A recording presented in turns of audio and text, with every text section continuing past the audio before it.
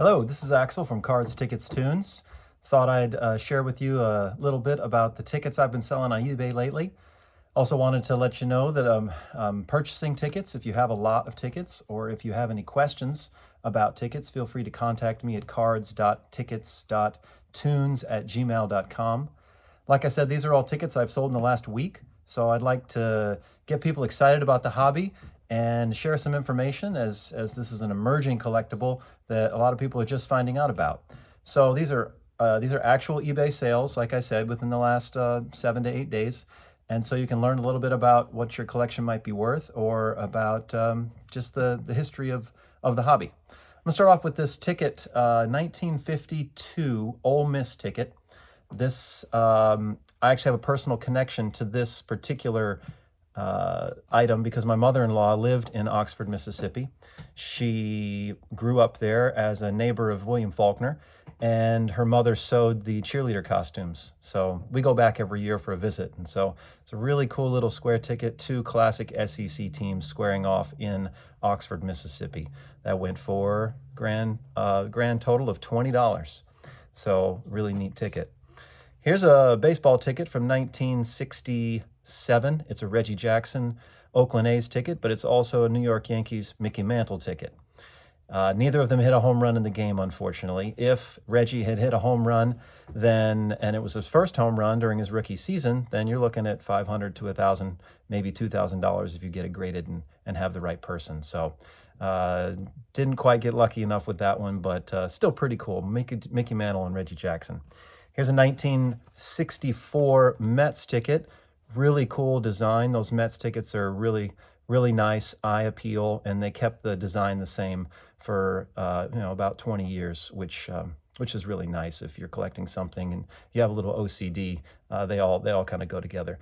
Nothing super notable. Joe Torre had a couple doubles in this game, but that's the Mets' 3rd season at Shea Stadium, so very historical. This is a sweet ticket. I actually sold this one for a little bit less than what I should have. Kept lowering prices in my store.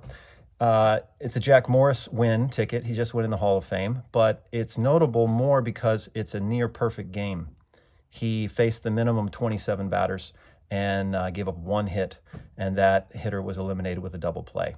If that double play had been completed by Lou Whitaker and Alan Trammell, who have, I still think, the record for the number of double plays by a combo, then, oh, lights went out right there. And then it would have been worth more. But that one went for 20 bucks. I think that's probably worth more, like 50 to 100. Maybe one that would be fun to grade as well. Grading, by the way, if you're a member at PSA, is about $15. It's about $30 per ticket. Sometimes they run specials at 25 or 20, but you got to factor that into the cost as well. Really cool design, though, with the tiger there.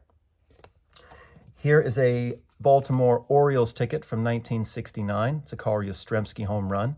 Went for 40 bucks, which is actually a lot higher than you usually get for a Yaz homer. It's not like it wasn't a 9th inning home run walk-off. It wasn't his 100th home run or anything like that. But someone probably just needed that particular home run because a lot of people want to put together a collection of every single ticket that Yaz hit in his career, which is ambitious, but a lot of fun to put together stuff like that. Here's another Orioles ticket, different design, as you can see. This is 1983. It's a Cal Ripken streak ticket, because he played in, I don't know, I forget what the total was, but it was over 2,000 games he played in a row. And it's also an Alan Trammell and Joe Morris ticket, so you have multiple Hall of Famers in that well. Eddie Murray as well. $20 for that ticket.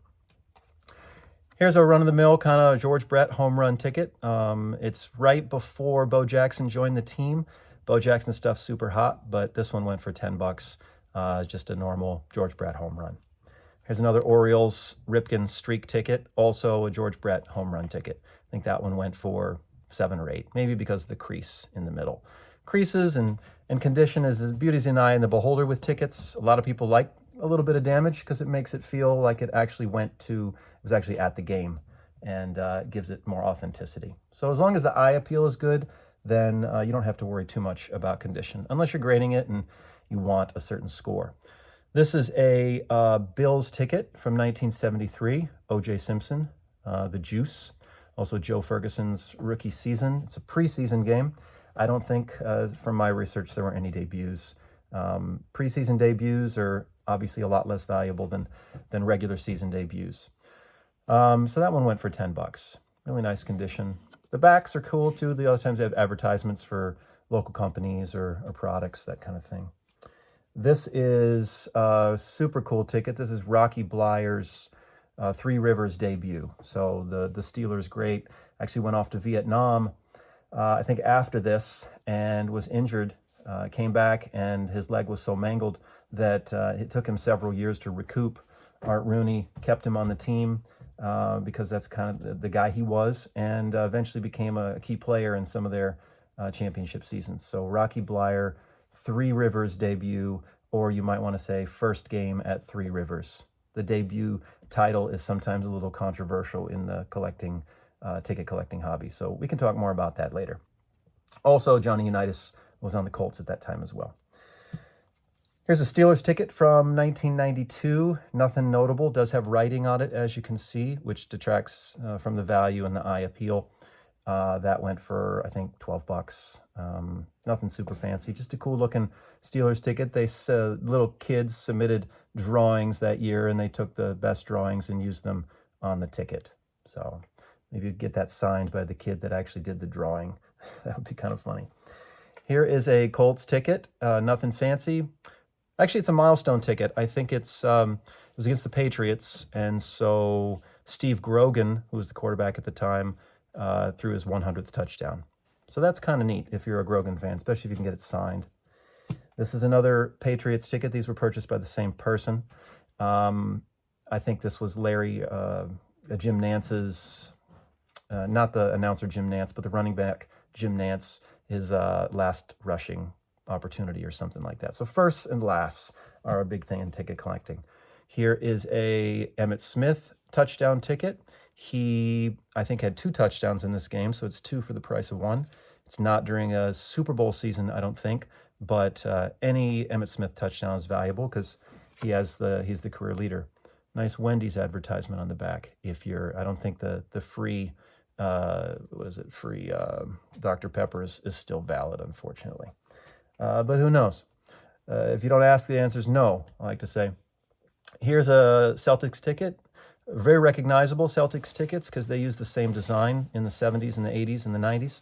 This is a Larry Bird ticket. He's one of the hottest things in ticket collecting, and not a championship season, so it'd be worth more if it were. Not a triple-double, but it did have all 5 of the Celtics start on the game. Danny Ainge, Robert Parrish, Dennis Johnson, Kevin McHale, Larry Bird, the great 5. So that went for 20 bucks. I think I've neglected to mention that this one went for $10. Here is a Portland Trailblazers ticket from 1986, I believe. Has a picture of Kareem Abdul-Jabbar on the front. Makes it more valuable if it's a photo ticket. So another little thing. That went for 15 bucks. Switch over to hockey. This is a Super Mario ticket. Also had Yager in it. I think they both had like an assist or a goal or something like that. Really cool design with the yellow against the Bruins, classic rivalry. And that went for $15. Last but not least, this is the most expensive ticket I sold in the last week. It is a 1976 76ers ticket. 75, sorry. October 31st. So just missed out on being a debut ticket. It's actually Daryl Dawkins' second game, also Lloyd aka World Be Free.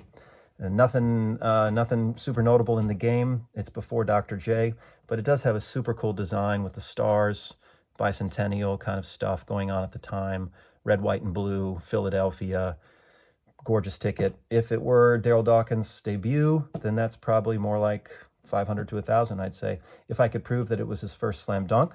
Sometimes their second game has a lot of firsts in it.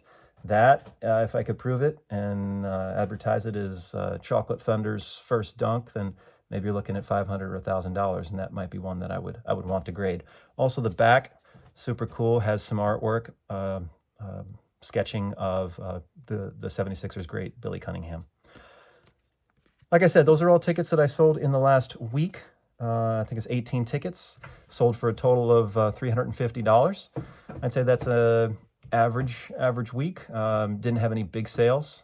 You'll see a lot of people on Instagram and eBay talking about tickets they sold for thousands and thousands of dollars, and I have had some of those sales, and maybe I'll have more in the future. But right now, I'm an enthusiastic collector and want to share my knowledge with other people. If you have any questions, reach out to me at cards.tickets.tunes@gmail.com. Again, my name is Axel, and you can check out my eBay store at cards_.tickets_tunes, cards, tickets, tunes on eBay.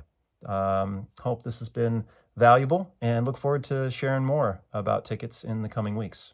Have a good day.